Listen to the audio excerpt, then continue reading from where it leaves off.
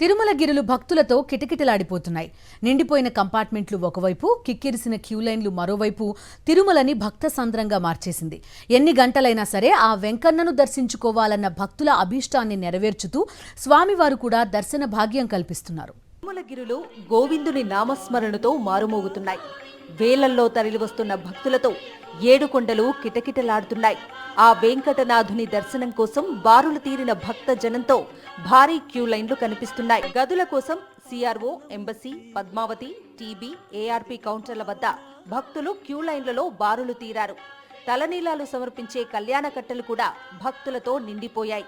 మాడవీధులు, Akhilandam, laddu counter, అన్నప్రసాద భవనం, Lepakshi circle ప్రాంతాలు భక్తులతో కిటకిటలాడుతున్నాయి. క్యూ లైన్స్, కంపార్ట్మెంట్లలో ఉన్న భక్తులకు టీటీడీ ఆహారం, నీరు, పాలను అందజేస్తోంది. సర్వదర్శనానికి 20 గంటల సమయం పడుతుండగా స్లాట్ టికెట్లు పొందిన భక్తులకు 6 గంటలు, ప్రత్యేక ప్రవేశ దర్శనానికి 4 గంటల సమయం పడుతోంది. వేసవి సెలవులతో పాటు వీకెండ్ కావడంతో పెరిగిన భక్తుల రద్దీని దృష్టిలో ఉంచుకుని టీటీడీ వీఐపీ దర్శనాలను నియంత్రించింది.